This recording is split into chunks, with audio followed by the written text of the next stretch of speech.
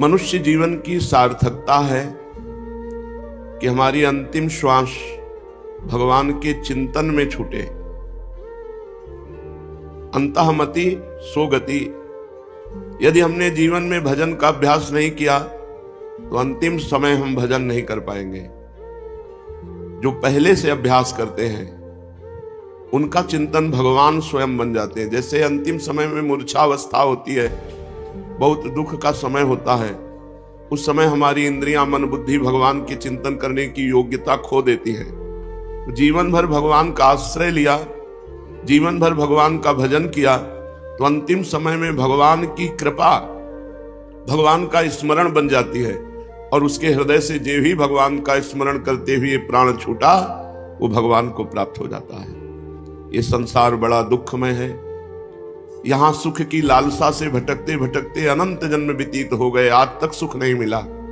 अब मान लो जितनी श्वासें बची हैं, राधा राधा राधा रटते हुए प्रभु के आश्रय में जीवन व्यतीत कर दो तो भगवान बड़े क्षमाशील हैं, बड़े करुणा समुद्र हैं। वो हमारे अपराधों को क्षमा कर देंगे और हमारा जीवन धन्य हो जाएगा। जैसे भगवान ने माया की रचना की, ऐसे ही माया से मुक्त होने की रचना की। माया का इतना बड़ा प्रभाव है कि वो सूक्ष्म है, वो हृदय में अपना प्रभाव डालती है। परिवार का मोह, शरीर की चिंता, नाना प्रकार के भोगों का आकर्षण, ये हृदय से होता है। और मुक्त करने के लिए भगवान ने अपनी पुरियां, अपने धाम की रचना कर दी। यदि आप निरंतर भजन नहीं कर सकते, आप विषयों का त्याग नहीं कर सकते, आप योग को धारण नहीं कर सकते, तो आप धाम में आके पड़ रहो। वृंदावन धाम का वास स्वीकार कर लो। धाम अपनी कृपा से आपको परम पद की प्राप्ति करा देगा। जैसे काशी में कोई मरता है तो उसे भगवान शंकर तारक मंत्र देकर उद्धार कर देते हैं। ऐसे वृंदावन में जब कोई मरता है तो श्री जी की सखियां, वृंदा सखी यहाँ की अधिष्ठात्र देवी हैं, वो उसके कान में राधा नाम सुनाकर परम पद प्रदान करा देती है। इसलिए चाहे जैसे हो, हमें चाहिए कि अब हमारा ये जन्म व्यर्थ न जाने पावे। यदि हम धामवासी नहीं बन पा रहे हैं तो हम धाम का भरोसा करके राधा राधा नाम रखते हुए जहां भी रहें भगवान के होके रहें। पाप कर्म न करें, किसी को दुख न दें, छल कपट से दूर रहें। निर्मल मन जन सो मोहि पावा, मोहि कपट छल छिद्र न भावा। भगवान कह रहे मुझे कपट, छल, दूसरों के द्वेष भाव, दोष देख, ये सब अच्छा नहीं लगता। तो खूब नाम जप करो, भगवद आश्रित रहो। और कहीं धाम का वास मिल गया है तो नियम ले लो कि प्राण जब तक नहीं निकल जाएंगे तब तक हम कठोर व्रत लेते हैं कि धाम को नहीं छोड़ेंगे। बस इसी जन्म में तुम्हें भगवत प्राप्ति हो जाएगी। अंदर से माया प्रभाव डालती है, परिवार का मोह सताता है। भले वो गाली देते हो, भले वो आपको मारते पीटते हो, लेकिन आपका मन उन्हीं के प्रति आकर्षित होगा। ये माया है। कोई बुद्धिमान पुरुष अपने अंतिम अवस्था का विचार करके, अपने परिवार के मोह का त्याग करके, सब ममता बटोर करके भगवान के चरणों में समर्पित कर देता है, वो मुक्त हो जाता है। बस यही कठिनता है। जननी जनक बंधु सुत दारा, तन धन धाम सुहृद परिवारा, सबकी ममता ताग बटोरी, मम पद मन ही बांध बर डोरी। ये सबसे कठिन काम है। सबसे प्यार, स्नेह, ममता समेट कर एकमात्र भगवान के चरणों में लगा दे, हर समय नाम जप करे, भगवान के आश्रित पड़ा है, मुक्त हो गया। पक्का विश्वास करो, जिसकी जिह्वा में नाम चल रहा है वो निश्चित भगवान को प्राप्त होता है। अब श्रीपाद वृंदावन धाम की रहनी, वृंदावन धाम में रहने वालों की निष्ठा का वर्णन करते हैं। किम्नो भूपैः किम्नु देवादिभिर्वा, स्वाप्नैश्वर्योत्फुल्लितैः किंच मुक्तैः, शून्यालंबैर्वैष्णवैर्वापि किम्नः, श्रीमद्वृंदाकाननैकांत भाजाम। जब हम वृंदावन वास कर रहे हैं तो हमें धनी पुरुषों की चाटुकारिता से क्या मतलब है? चाहे वो राजा हो, चाहे जमींदार हो, चाहे जितना धनी हो। जब हम वृंदावन बिहारी जी की शरण में हो गए तो धनियों के पीछे डोलने का, धनियों के आगे हाथ फैलाना, धनियों की चाटुकारिता करना, ये ठीक नहीं है। श्रीपाद प्रबोधानंद जी महाराज कह रहे हैं भरोसा भगवान का रखें, मनुष्य का नहीं। सब भिखारी हैं, दाता तो एक भगवान है। सब परेशान हैं, परेशानी मुक्त कराने वाले तो एकमात्र भगवान हैं। इसलिए जब आपने भगवान के धाम का भरोसा कर लिया तो चिंता मत करो, सब कामनाएं पूर्ण हो जाएंगी। भगवान का धाम कल्पतरु है, धामवासी की हर कामना को पूर्ण करने में समर्थ है धाम। इसलिए धामवासी को चाहिए किसी धनी पुरुषों की चाटुकारिता न करे, उनके पीछे पीछे न डोले, उनके आगे हाथ न फैलावे। अरे कितना जीवन है, अपनी शरणागति पर कलंक करे। ऐसे अनंत ब्रह्मांडों के स्वामी भगवान को छोड़कर संसार के भोगी पुरुषों के सामने बाबूजी कह के हाथ फैलावे तो मर जाना अच्छा है। मंगिबो भलो न बाप सो जो प्रभु राखे टेक। अगर भगवान का भरोसा है तो किसी से मांगने की जरूरत नहीं। अन मांगे आगे आवे गो, जो पल लागे पल को।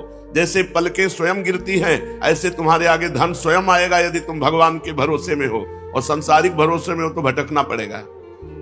इसलिए कह रहे किम नो भूपई, मुझे इन बड़े बड़े धनी पुरुषों की चाटुकारिता की जरूरत नहीं। हमने वृंदावन धाम का भरोसा कर लिया। वो बहुत अपमान सहना पड़ता है जब धन की लालसा से किसी धनी पुरुषों की चाटुकारिता करे। हृदय में सूल की तरह चुभने वाली चेष्टाएं सामने से होती हैं। इसलिए एकमात्र भगवान का भरोसा रखे। देवादिभिर्वाना, मुझे इन देवताओं से भी कोई तात्पर्य नहीं, क्योंकि देवता भी एक दुकान की तरह है। हमारे पुण्यों का फल दे सकते हैं, इसके आगे नहीं देवता दे सकते। उदार तो भगवान है, जो चाहे वो कर सकते हैं। देवता नहीं कर सकते कि जो चाहे वो कर दे। देवता तो नियम में बंधे हुए हैं। जैसे राजकीय कर्मचारी उतना ही कर सकता है जो उसके कानून और विधान के अनुसार है। देवता मोक्ष नहीं दे सकते, देवता प्रेम नहीं दे सकते, देवता हमारे कर्म बंधन नष्ट नहीं कर सकते, देवता हमारे संचित कर्म भस्म नहीं कर सकते, देवता हमें क्षमा नहीं कर सकते। ये सब एकमात्र श्री भगवान करते हैं। इसलिए कहते हैं मुझे देवताओं से क्या प्रयोजन। और जो मुक्त हो गए अब उनसे क्या प्रयोजन, क्योंकि वो तो मुक्त हो गए हैं, वो तो ब्रह्म स्वरूप हैं, उनसे किसी से मतलब नहीं, उनकी दृष्टि में द्वैत नहीं। और जो वैकुंठाभिलाषी हैं उनसे भी मुझे क्या मतलब। मुझे मतलब उनसे है जो वृंदावनवासी हैं, जो प्रिया प्रीतम के प्रेम के पिपासु हैं, जो हर समय राधा राधा रटते हैं। मुझे ऐसे प्रेमी भक्तों का संग चाहिए। शम सर्वेषाम प्रयासेन दात्री दुत्रे कांति प्रेम पात्रैक पात्री आनंदात्मा शेष सत्वा निधात्री श्री वृंदाटव्यस्तुमें धस्य धात्री। वृंदावन में ऐसे रहे जैसे मां की गोद में रहा जाता है। परम पावन धाम है, यहां हम मलमूत्र का त्याग करते हैं, यहां हम थूकते हैं, नहाते हैं। और प्रिया प्रीतम का निज महल है। तो जैसे हम मां की गोद में शौच कर देते हैं, कोई अपराध नहीं। मां की गोद में लघु शंका कर देते हैं, कोई अपराध नहीं। ऐसे हम वृंदाटवी मां की गोद में रह रहे हैं और अंधा बन के रहे। यहां अंधा किसी के दोष दर्शन न करे, किसी की निंदा न करे, किसी के आचरण न देखे कि अरे ये तो वृंदावन वास करते हुए ऐसा करता है। यदि आप किसी के दोष देखेंगे तो वो दोष आप में आ जाएंगे और निंदा करने का आपको पाप लगेगा। इसलिए कह रहे हैं आनंदात्मा शेष सत्वानि धात्री श्री वृंदाटव्यस्तु में अंधस्य धात्री। धात्री माने मां, अंधस्य माने अंधा। मैं अंधा पुत्र हूं, कुछ नहीं देखता, किसी की बात नहीं देखता, बस अपनी बात देखता हूं।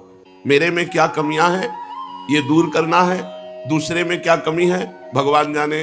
भगवान उसको जैसे चला रहे वो चल रहा है। हमें किसी की निंदा करने का अधिकार नहीं है। अगर हम निंदा करते हैं तो पर निंदा के कीते आवत नहीं कछु हाथ। मूर्ख पर्वत पाप को ले चल अपने साथ। जो दूसरे की निंदा करते हैं वो दूसरों के पाप की गठरी अपने सिर पर बांधकर नरक की यात्रा करते हैं। इसलिए वृंदावन रहना है तो अंधा बन के रहना है।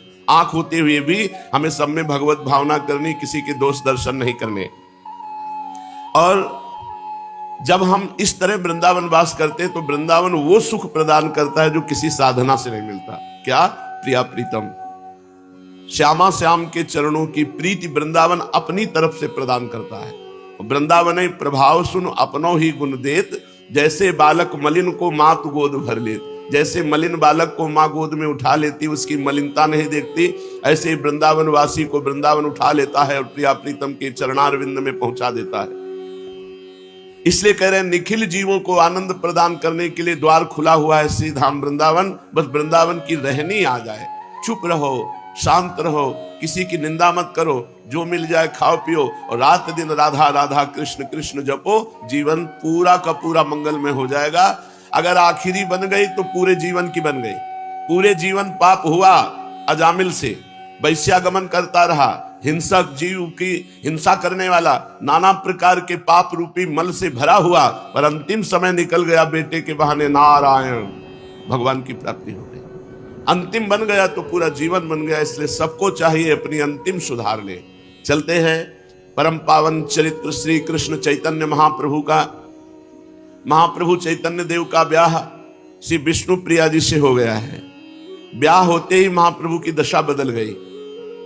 महाप्रभु उन्माद अवस्था को, कभी एकांत में बैठे हुए कुछ बोल रहे हैं, किसी की समझ में नहीं आ रहा है, कभी हुंकार मारकर पृथ्वी पर लौट जाते हैं, कभी कई कई घंटे भाव दशा में बैठे हैं। ऐसी दशा चैतन्य महाप्रभु की रहने लगी। बड़े बड़े वैद्य बुलाए गए, वैद्यों की बस की बात नहीं कि इस भाव दशा को जान सके। तो कोई कहता दिमाग में गर्मी चढ़ गई है, कोई कहता भूत प्रेत का आवेश है, कोई कहता भगवत आवेश है, पर कोई निर्णय नहीं कर पाया। महाप्रभु स्वतः ही स्वस्थ हो गए। महाप्रभु ने इच्छा जताई कि अब हम तीर्थ यात्रा करना चाहते हैं। जब हम तीर्थ यात्रा करते हैं तो हमारा हृदय पवित्र होने लगता है। पवित्र हृदय ही भगवान का भजन करता है। पवित्रता जब अंदर प्रवेश करेगी तो आपके अंदर खुद दोषों के त्याग की बात आ जाएगी। एक भगत जी रोज पेपर पढ़ते हैं और जब वृंदावन आए खुद उन्होंने कह दिया कि मुझे अब पेपर नहीं पढ़ना। जीवन भर हो गया नियम पूर्वक पढ़ते हुए, बोले अब मुझे नहीं पढ़ना।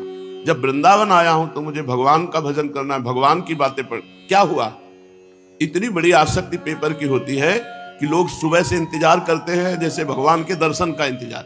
ऐसे वो इंतजार करते, पेपर आया बस पूरा उसमें संसार में क्या हो रहा है मोटी हेडिंग में तो एक बार पूरा पढ़ जाए, और वो पूरा जीवन पढ़ते रहे। छोटी छोटी बातों को अपने लोग देखते हैं, धाम का प्रभाव क्यों उनका नहीं। ये सब क्या है? ये भगवान की कृपा है। ये भगवान की कृपा से जब हम धाम में आए तो धाम पवित्रता इतनी प्रदान करता है कि धीरे धीरे सारे दोष, दुर्गुण, ममता ये सब नष्ट होती चली जाती है और जीव अनंत जन्मों से बिछड़ा हुआ भगवान को प्राप्त कर लेता है। आश्विन शुक्ला दशमी का दिवस है। आज ही के दिन भगवान श्री रामचंद्र जी ने लंका पर विजय प्राप्त करने के लिए चढ़ाई की थी। घर घर आनंद मनाया जा रहा है। आज के ही दिन वर्षा काल की परिसमाप्ति समझी जाती है। व्यापारी आज के ही दिन वाणिज्य के निमित्त विदेशों की यात्रा करते हैं। राजागण आज के ही दिन दूसरे देशों को दिग्विजय करने के निमित्त अपनी अपनी सेनाओं को सजाकर राज्य सीमा से बाहर होते हैं। 4 महीने एक ही स्थान पर रहने वाले परिव्राजक सन्यासी जन आज के ही दिन फिर से भ्रमण करना आरंभ कर देते हैं। तीर्थ यात्रा करने वाले भी आज के ही दिन यात्रा के लिए प्रस्थान करते हैं। अब की नवद्वीप में बहुत से यात्रा गया धाम की करने जा रहे थे, तो गौरांग महाप्रभु के मौसा पंडित चंद्रशेखर भी गया धाम को जाना चाहते थे। उन्होंने अपनी इच्छा निमाई को जताई। सुनते ही निमाई बड़ी प्रसन्नता प्रकट की और सची माता की आज्ञा लेकर चैतन्य महाप्रभु भी अपने स्नेही छात्रों के साथ गया जी की यात्रा का निश्चय किया। सब सामान जुटाकर अन्य लोगों को साथ लेकर ये गया धाम के लिए चल पड़े। इस प्रकार अपने सभी साथियों के साथ आनंद मनाते और प्रेम में श्री कृष्ण कीर्तन करते हुए मंदार नामक स्थान पर पहुंचे। इन स्थान में पहुंचकर इन्हें बड़े जोर से बुखार आ गया। इनके साथी इनकी ऐसी दशा देखकर बहुत अधिक चिंतित हुए, भांति भांति के उपचार करने लगे, किंतु इन्हें किसी प्रकार भी लाभ नहीं हुआ। अंत में इन्होंने अपनी औषधि अपने आप ही बताई। इन्होंने कहा मेरी व्याधि इन प्राकृतिक औषधियों से नहीं जाएगी। यह रोग तो असाध्य है, एकमात्र इसकी औषधि है भगवान की कृपा। भगवान की प्रसन्नता से ही यह रोग जाएगा। यदि भजन करने वाले वैष्णवों की पूजा की जाए तो भगवान की कृपा प्राप्त हो जाती है। जो ब्रह्म ऋषि जन है, जो वैष्णव जन है, यदि इनकी चरण सेवा हो तो भगवान प्रसन्न हो जाते हो। भगवान प्रसन्न हो जाए तो सब रोग दोष मिट जाते हैं। भगवान ने स्वयं कहा है कि अग्नि और ब्राह्मण ये मेरे 2 मुख हैं। नाहम तथाग्नि यजमान वीर विताने अच्युतो घृतप लुत मदन दुतभुंक्त मुखेन। अग्नि में खूब आहुति देने से मैं उतना प्रसन्न नहीं होता जितना बढ़िया खीर और घी टपटपाता हुआ हलवा ब्रह्म ऋषि और वैष्णव जन को पवाया जाए तो मैं जितना प्रसन्न होता हूं उतना अग्नि में आहुति देने से नहीं प्रसन्न होता। तो चैतन्य महाप्रभु ने कहा कि अगर यहाँ के वैष्णव और ब्राह्मणों की पूजा की जाए, उनकी चरण रज हमारे शरीर पर लगाई जाए तो हमारा रोग दूर हो जाए। महापुरुष वही आचरण करवाते हैं जिनसे जगत का मंगल होता है। एक विद्यार्थी ने प्रश्न किया, गुरुजी, जो ब्राह्मण नहीं है, केवल ब्रह्म बंधु है, अर्थात केवल ब्राह्मण कुल में जन्मा है और ब्राह्मणों के आचरण नहीं करता, संध्या गायत्री शास्त्र की मर्यादा के अनुसार वो ब्राह्मणत्व तो नहीं धारण करता, तो क्या उनका भी इतना ही आदर है जितना आप कहते हैं कि वैष्णव और ब्राह्मणों की चरण रज मिल जाए तो हमारा शरीर निरोग हो जाए? हम तो समझते हैं जो ब्राह्मण कुल में जन्मे हैं और ब्राह्मणों का आचरण नहीं करते तो वो काठ के हाथी है, उनमें ब्राह्मणत्व ही नहीं है। जैसे काठ के हाथी से हाथी पने का कोई काम नहीं चलने का, उसी प्रकार जो धर्म कर्महीन ब्राह्मण है वो नाम मात्र का ब्राह्मण है, वो आदर का पात्र नहीं हो सकता। थोड़ी देर चैतन्य महाप्रभु चुप रहे और कहा, एक प्रकार से तुम्हारा कथन ठीक है, जो अपने धर्म कर्म से रहित है वो तो दूध न देने वाली बंध्या गौ के समान है, उससे सांसारिक स्वार्थ कोई सद नहीं सकता। फिर भी जो काम हम भाव से करते हैं उसमें लाभ मिलता है। जैसे वो कर्म धर्म नहीं जानता, लेकिन हम भाव से पूज रहे हैं कि ये ब्राह्मण है, ये वैष्णव है, तो हमको हमारे पूजन का लाभ मिलेगा क्योंकि हमने उस पर भाव किया। वो धर्म कर्महीन है तो वो भोगेगा, हमने भाव किया तो हमारा मंगल हो जाएगा। जो श्रद्धा के साथ शास्त्रों की आज्ञा के अनुसार अपने को ही सुधारने का सदा प्रयत्न करते हैं, उनको चाहिए कि ऐसी बातें न करें, दूसरे में दोष दर्शन न करें। संसार में कोई ऐसा नहीं जिसमें गुण दोष ना हो। जड़ चेतन गुण दोष में विश्व कीन करतार, संत हंस गुण गाहे पे परिहरिवार विकार। सब गुण दोष में संसार है। क्या करे? जैसे दूध और पानी मिला के रख दे तो हंस दूध पी लेगा, पानी छोड़ देगा। ऐसे ही जो संत स्वभाव के लोग हैं वो दूसरों के गुण ग्रहण करते हैं, दोष दर्शन नहीं। इसलिए अपनी बुद्धि को संकुचित बनाकर, जैसे हम गाय दूध दे या न दे,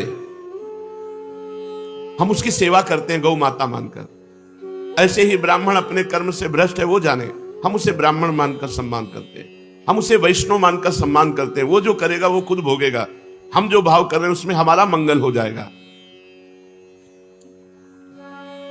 सर्वश्रेष्ठ भाव अपने को सुधारना है, सामने वाले के गुण दोष देखने नहीं है।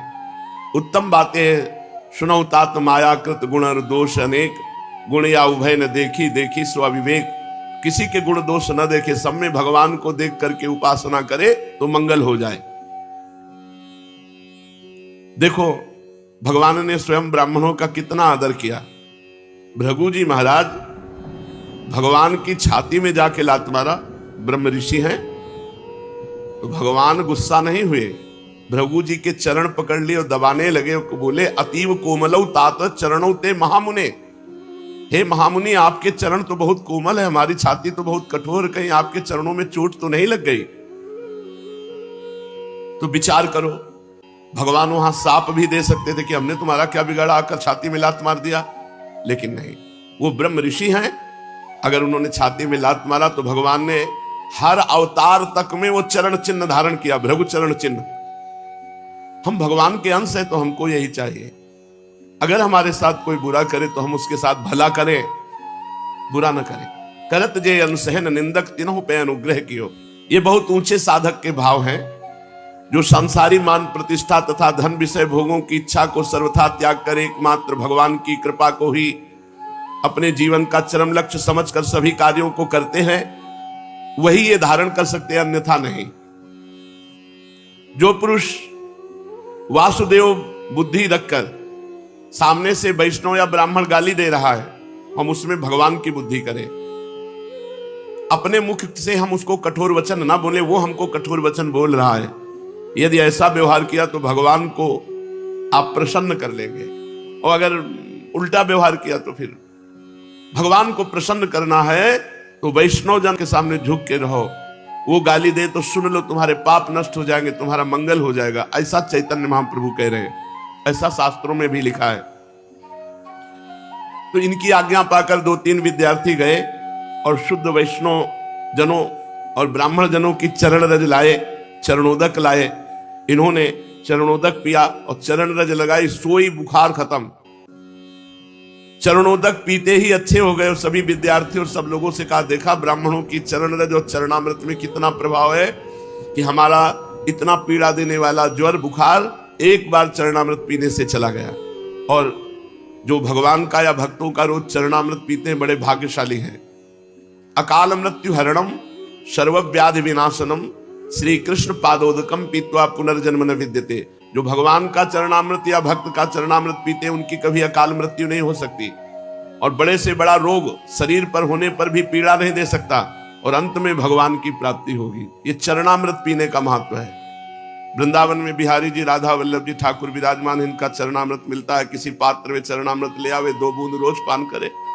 अकाल मृत्यु हरणम सर्वव्याधि विनाशनम श्री कृष्ण पादोदकम पीत्वा पुनर्जन्म न विद्यते। उसका पुनर्जन्म नहीं होगा जो रोज चरणामृत पीता है। अब अपने साथियों के साथ चैतन्य महाप्रभु आगे बढ़ने लगे। पुनपुना तीर्थ ये गया धाम में है। वहां पहुंचकर सब लोगों ने पुनपुन नाम की नदी में स्नान किया और सभी ने अपने अपने पितरों का श्राद्धादि कार्य कराया। इसके अनंतर सभी श्री गया धाम में पहुंच गए। ब्रह्म कुंड में स्नान किया। देव पितृ श्राद्धादि करके चैतन्य महाप्रभु अपने साथियों के सहित चक्रवेड़ा के भीतर विष्णु पाद पद्मों के दर्शनों के निमित्त गए। ब्राह्मणों ने पाद पद्मों पर माला पुष्प चढ़ाने को कहा। ये अपने विद्यार्थियों के द्वारा गंध पुष्प धूप दीप माला आदि सभी पूजन की बहुत सी सामग्री साथ लिवाते गए थे। गया धाम के तीर्थ पंडा जोरों से पाद पद्मों का प्रभाव वर्णन कर रहे थे। वे उच्च स्वर से कह रहे थे, इन्हीं पाद पद्मों के धोवन से जगत पावनी मुनि मन हारणी भगवती भागीरथी गंगा उत्पन्न हुई है। इन्हीं चरणों का लक्ष्मी जी बड़ी ही श्रद्धा के साथ निरंतर सेवन करती रहती है। इन्हीं चरणों का ध्यान योगी जो अपने हृदय काल में कमल में निरंतर करते रहते हैं। इन्हीं चरणों को प्रभु ने गयासुर के मस्तक पर रखकर उसे सद्गति प्रदान की। ये नियम सभी के लिए है, चाहे वो हजारों आदमी गृहस्थ हो, वानप्रस्थ हो या सन्यासी। बीच बीच में शरीर पवित्र, वस्त्र पवित्र, वाणी पवित्र, चिंतन पवित्र, भेंट चढ़ाने का आग्रह कर, कभी मुंह जूठा नहीं रखना चाहिए, आचमन करके रखना चाहिए। सुनाया कुछ भी खाए पिए तुरंत कुल्ला करे, आचमन करे। महात्मा सुनते ही जरा भी अपवित्रता हो तो स्नान करे।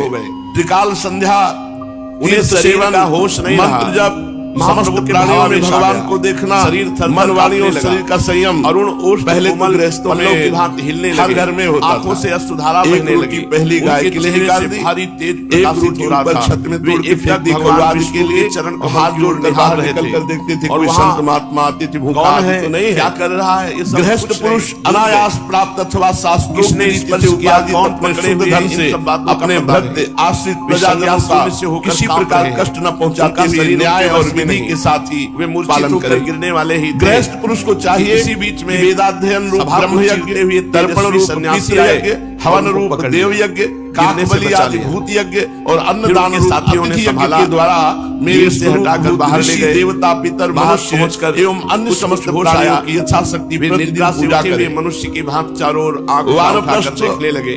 और विरक्त सन्यासी को चाहिए तेजस्वी सन्यासी पर पड़ी जो गिरते देखना, पहले उन्होंने संभाला। स्त्रियों का स्पर्श करना, देखकर स्त्रियों से बातचीत करना, आनंद का स्त्रियों से हंसी मस्करी करना, दौड़ करके सन्यासी ही चरण कमल पकड़ लिए। जो अपनी आंखों से आजीवन ब्रह्मचर्य रहना चाहते हैं, उठाकर गले से लगा लिया। उनको विपरीत शरीरों के संसर्ग से बचना चाहिए। जैसे स्त्री शरीर, दोनों ही शरीर के संसर्ग से, पुरुष शरीर तो स्त्री संसर्ग शरीर का होश नहीं। जब ब्रह्मचारी ब्रह्मचर्य रहता तो सचमुच वो ब्रह्म तेज संपन्न हो जाता है। ऐसे अलौकिक उसे कोई दबा नहीं सकता। आनंद सागर में ब्रह्म तेज से संपन्न ब्रह्मचारी को कोई भी नहीं दबा सकता। भूत प्रेत चारों ओर से लोगों का कोई भी नहीं। कुछ काल में और ब्रह्मचर्य से ही उसके सारे पाप नष्ट हो जाते। बड़े ही प्रेम से इनका हाथ पकड़कर एक ओर बिठाया और अत्यंत प्रेम पूर्ण वाणी से कहने लगे, निमाई पंडित, आज मेरा भाग्योदय हुआ जो सहसा तुम्हारा दर्शन हो गया। नवद्वीप में ही मेरा हृदय तुम्हारी ओर स्वाभाविक ही खींचा सा जाता था। मुझसे लोग कहते निमाई पंडित कोरे पोथी के ही पंडित हैं, बड़े चंचल हैं, देवता तथा वैष्णवों की खिल्लियां उड़ाते हैं। आप उन्हें अपना श्री कृष्ण लीलामृत सुनाकर क्या लाभ उठावेंगे। कोई कोई तो यहां तक कहता, अजी ये पूरे नास्तिक हैं, वैष्णवों को छेड़ने में इन्हें मजा आता है। मैं उन सबकी बातें सुनता और चुप हो जाता। मेरा अंतःकरण इन बातों को कभी स्वीकार ही नहीं करता था। ये ईश्वरपुरी जी महाराज। मैं बार बार यही सोचता था, निमाई पंडित जैसे सरस, सरल, सहृदय और भावुक पुरुष भक्तिहीन कभी नहीं हो सकते। इनके मुख का तेज ही इनकी भावी शक्ति का परिचय दे रहा है। आज आपके भाव दर्शन के रूप को देखकर आनंद की सीमा नहीं रही। मैं कृतकृत्य हो गया। भगवत दर्शन से जो आनंद मिलता है उसी आनंद का मैं अनुभव कर रहा हूं। मैं अपने आनंद को प्रकट करने में असमर्थ हूं। इतना कहते कहते सन्यासी महाशय का गला भर आया। आगे वे कुछ और भी कहना चाहते थे किंतु कह नहीं सके। उनके नेत्रों में से अश्रुधारा भी पूर्ववत बह रही थी। सन्यासी महाराज की बातें सुनते सुनते इन्हें कुछ चेतना हो गई थी, इसलिए रुधे हुए कंठ से कुछ अस्पष्ट स्वर में इन्होंने कहा, प्रभु आज मैं कृतार्थ हुआ। मेरी गया यात्रा सफल हुई। मेरी असंख्यों पीढ़ियों का उद्धार हो गया। जो यहां आने पर आपके दर्शन का सौभाग्य प्राप्त हुआ। तीर्थ में श्राद्ध करने पर तो पितरों की मुक्ति होती है, जिनके निमित्त श्राद्ध तर्पण आदि कर्म किए जाते हैं, किंतु आप जैसे परम भागवत संत के दर्शन से करोड़ों पीढ़ियों का स्वतः उद्धार हो जाता है। आप जैसे संत भागवत वैष्णव के दर्शन से करोड़ों पीढ़ियों का उद्धार स्वतः हो जाता है। सब लोगों को आपके दर्शन दुर्लभ है। जिनका भाग्योदय होता है उन्हीं को आपके दर्शन होते हैं।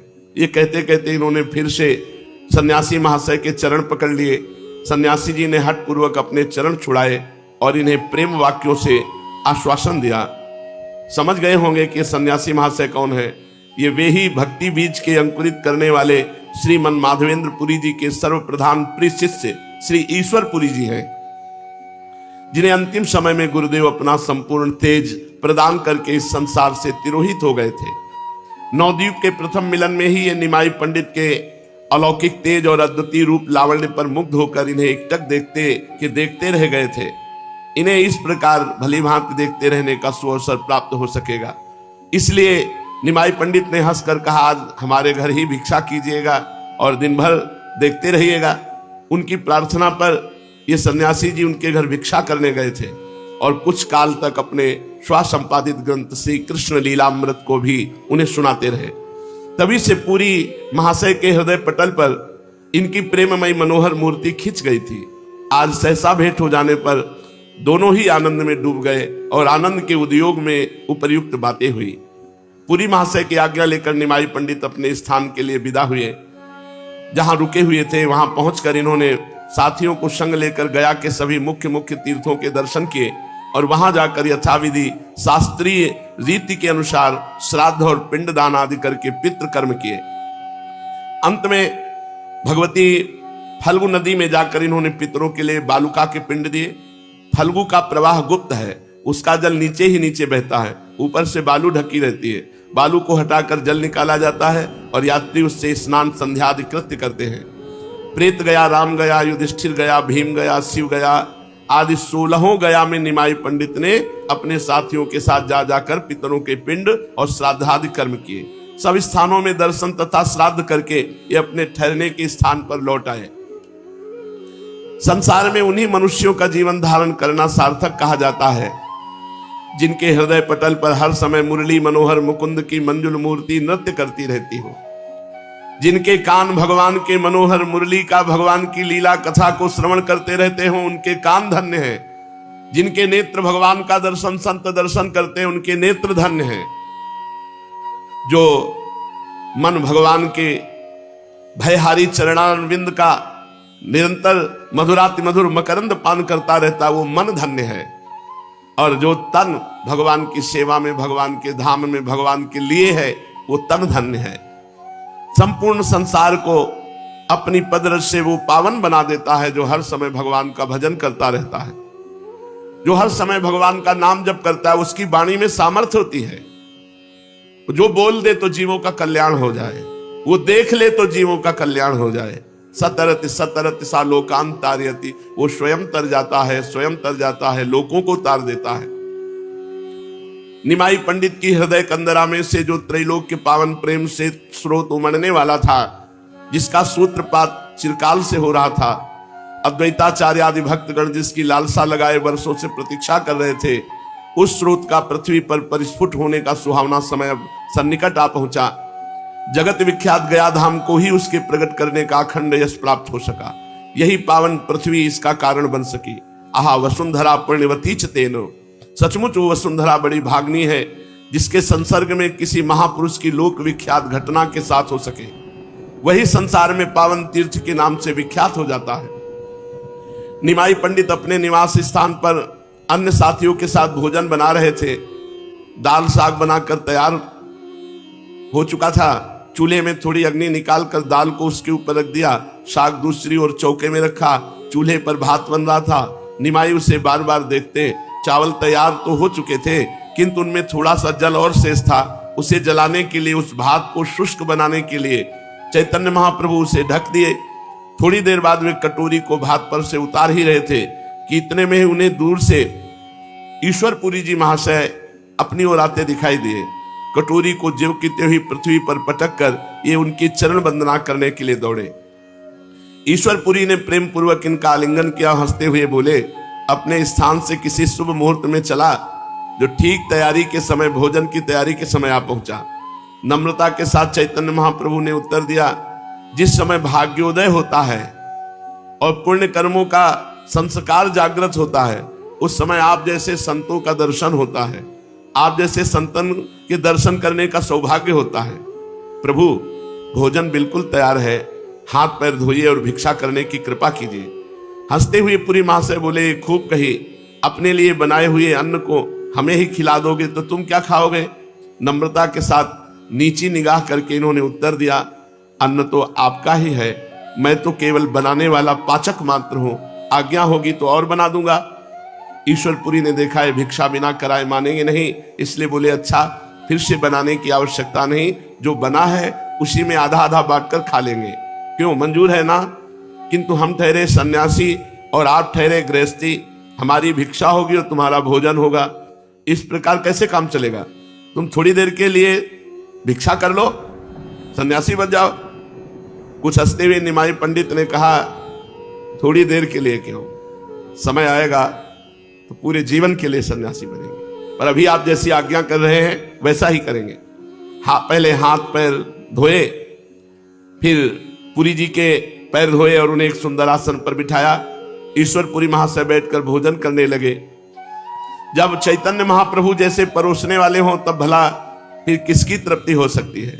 धीरे धीरे इन्होंने आग्रह कर करके सभी सामान पुरी महाशय को परोस दिया और वे भी प्रेम के वशीभूत होकर के सब पा गए।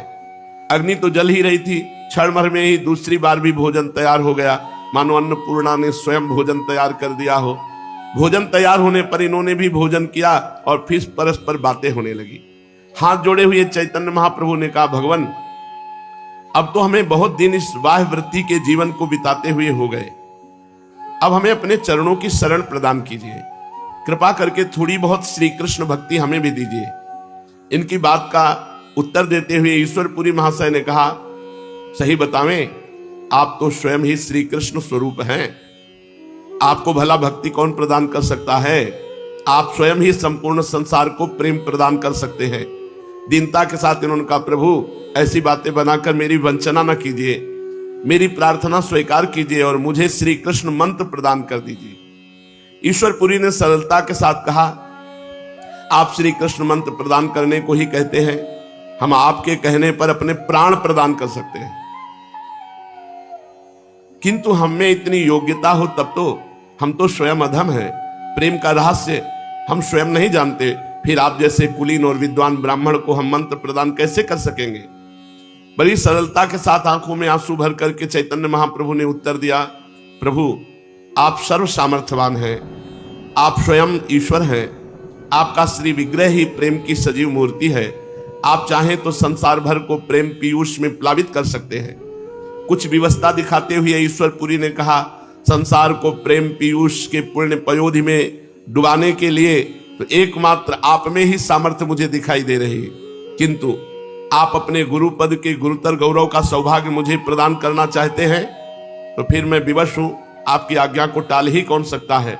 जैसी आपकी आज्ञा होगी उसी प्रकार मैं करने के लिए तैयार हूं। इतना कहकर पुरी महाशय मंत्र दीक्षा देने के लिए तैयार हो गए। उसी समय पत्रा देख करके दीक्षा की शुभ तिथि निश्चित की गई। नियत तिथि आ गई। चैतन्य महाप्रभु नवीन उल्लास और आनंद के साथ मंत्र दीक्षा लेने के लिए तैयार हो गए। इनके सभी साथियों ने उस दिन दीक्षोत्सव के उपलक्ष्य में खूब तैयारियां की थी। नियत समय पर ईश्वरपुरी महाशय आ गए, उनकी पदधूलि इन्होंने मस्तक पर चढ़ाई और स्वस्ति वाचन हुआ। भगवान के मधुर मंजुल नामों का संकीर्तन करने के अनंतर पुरी महाशय इनके कान में मंत्र का उपदेश ईश्वरपुरी जी ने चैतन्य महाप्रभु को दिया। मंत्र श्रवण करते ही चैतन्य महाप्रभु हुंकार मारी और मूर्छित होकर गिर पड़े। शरीर का होश ही नहीं। साथियों ने भांति भांति के उपचार करके फिर इन्हें सावधान किया। बहुत देर के अनंतर इन्हें कुछ होश हुआ।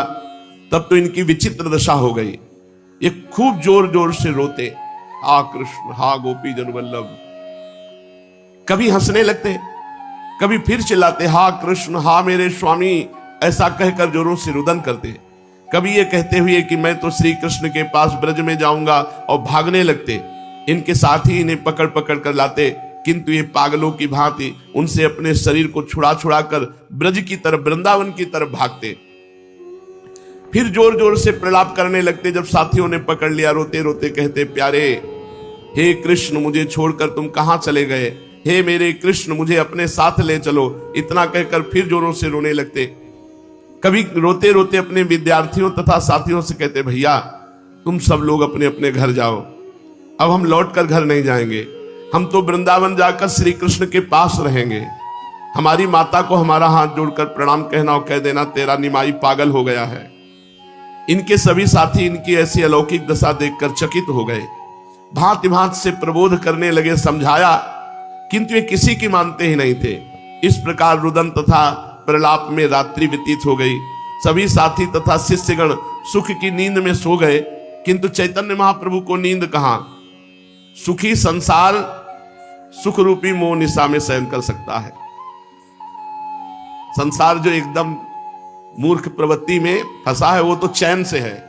थोड़ा भी ज्ञान होगा तो इस असत संसार में रति नहीं हो सकती। सुखिया सब संसार है, खावे और सोए, दुखिया दास कबीरा, जागे और रोवे। जो प्रेमी जन है वो रात्रि में उनको चैन कहां है कि वो टांग पसार के सोवे।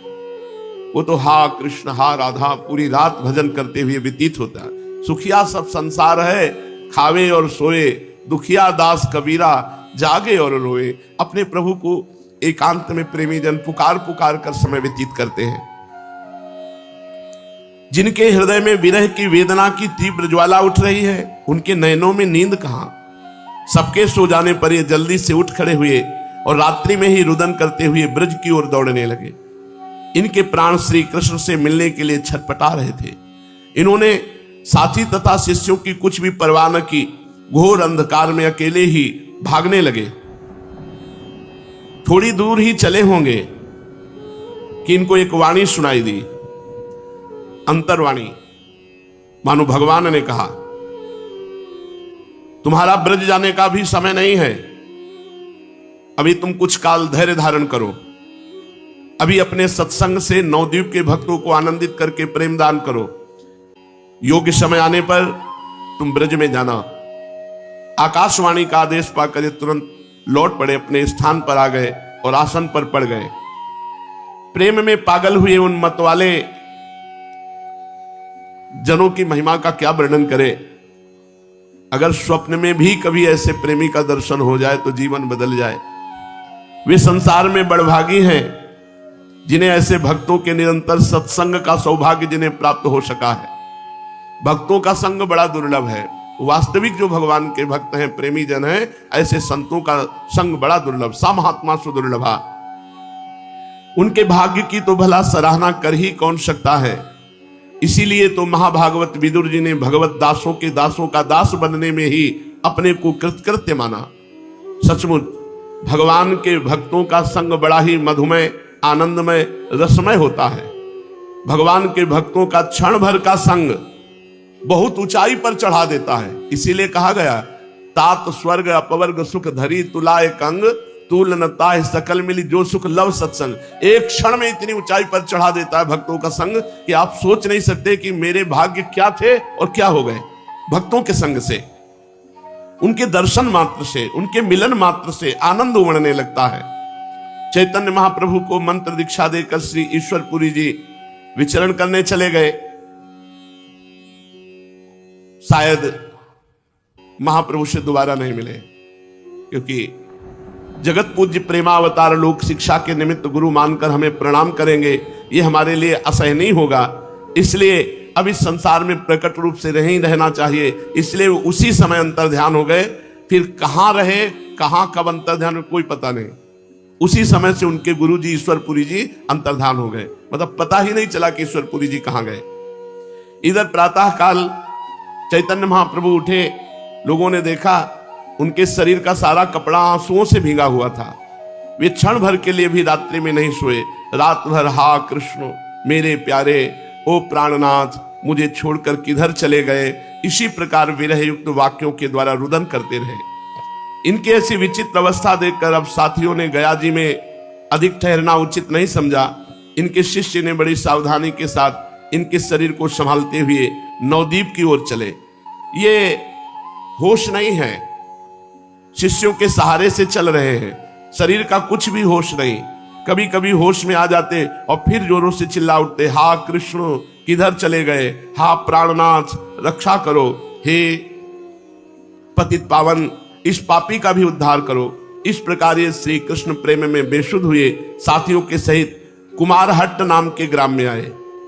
ये कुमारहट्ट जिनसे इन्होंने श्री कृष्ण मंत्र की दीक्षा ली है, जिन्होंने इन्हें पंडित से प्रेम दीवाना बना दिया, उन्हीं ईश्वरपुरी जी के जन्म स्थान का नाम कुमारहट्ट नामक ग्राम है।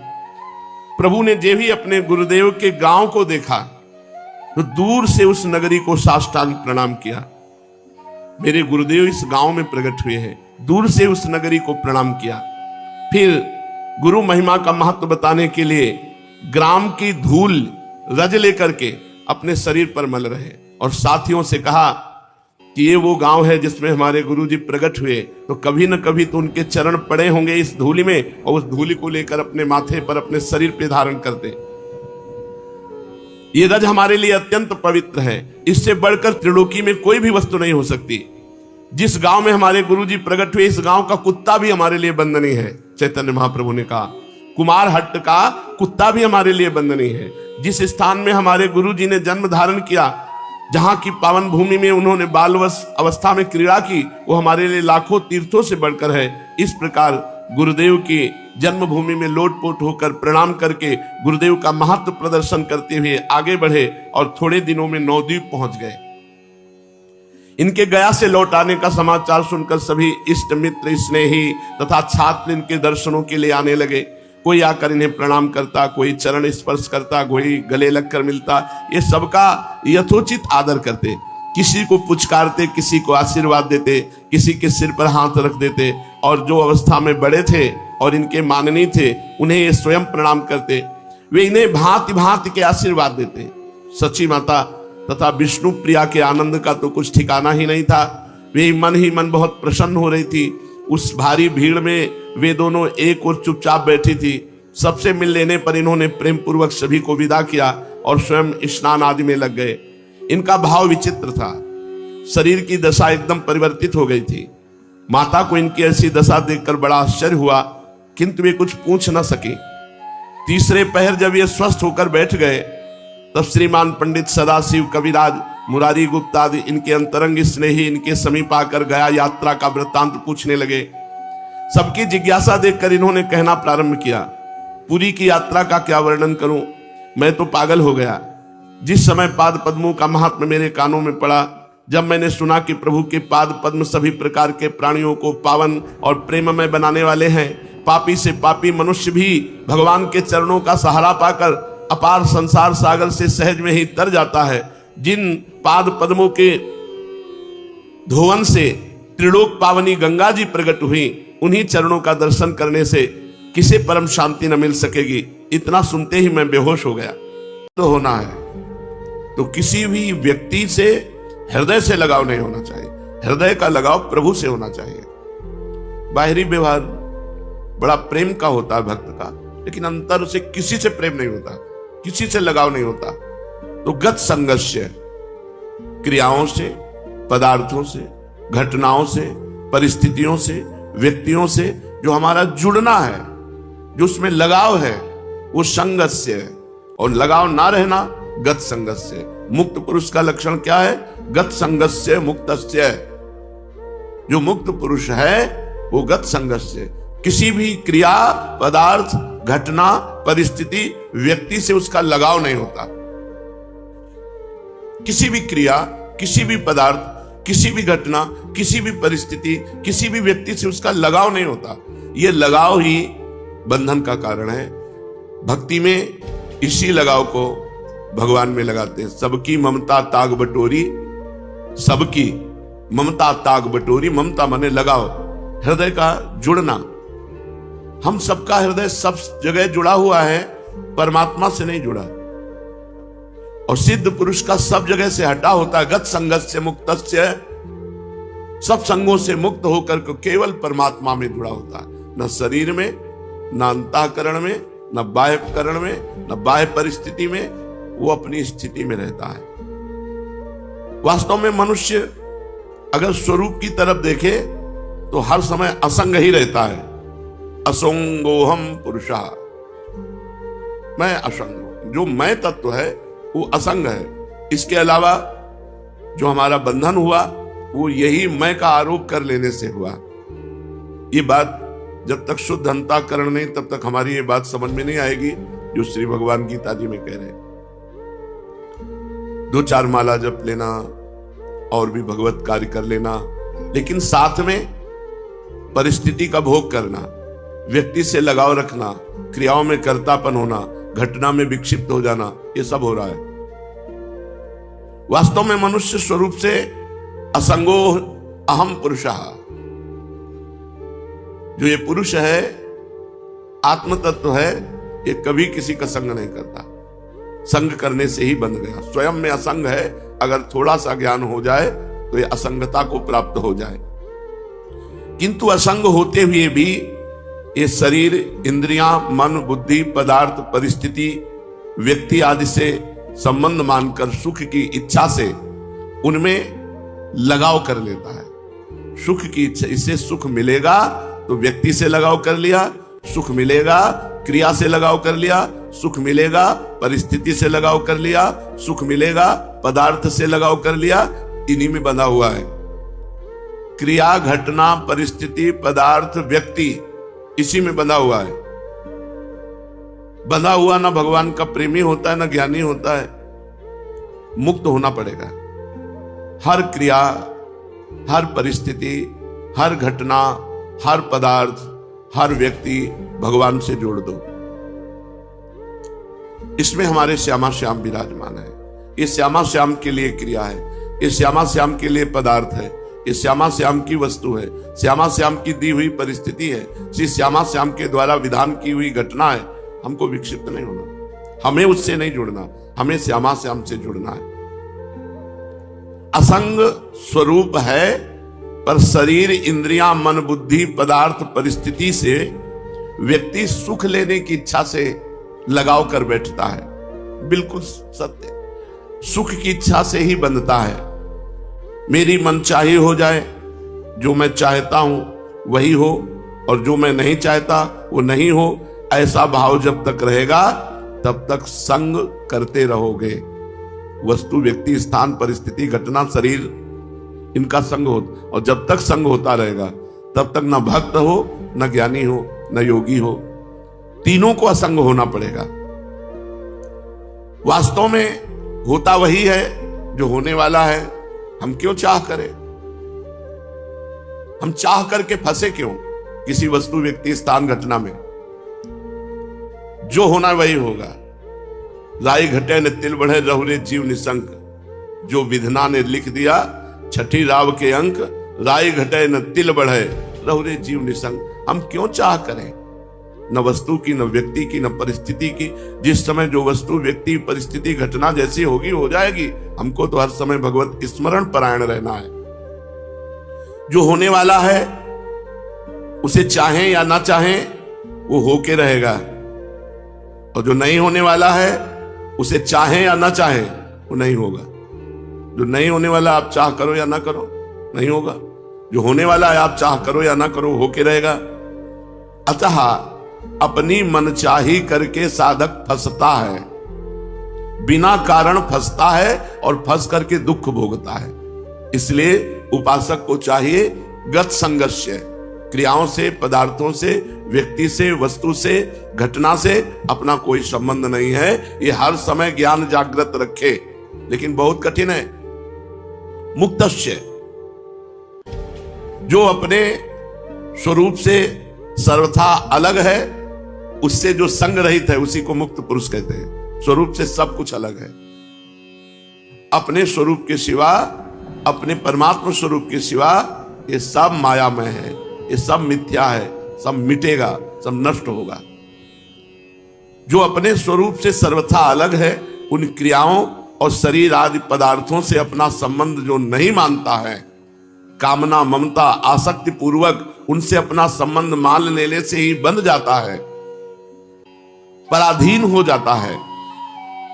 जो योगी, जो साधक अपने इन माने हुए शरीर, पदार्थ, क्रिया, इनसे संबंध नहीं रखता, वो मुक्तस्य, वो माया मुक्त हो जाता है, वो दुखों से मुक्त हो जाता है। ज्ञानावस्थित चेतसः, जिसकी बुद्धि स्वरूप ज्ञान में स्थित है, जिसकी बुद्धि स्वरूप ज्ञान में नित्य निरंतर जागृत है। जैसे आपके मन में आ रहा है कि अमुक पदार्थ भोगे, तो आपके मन में आ रहा है, आप में नहीं आ रहा।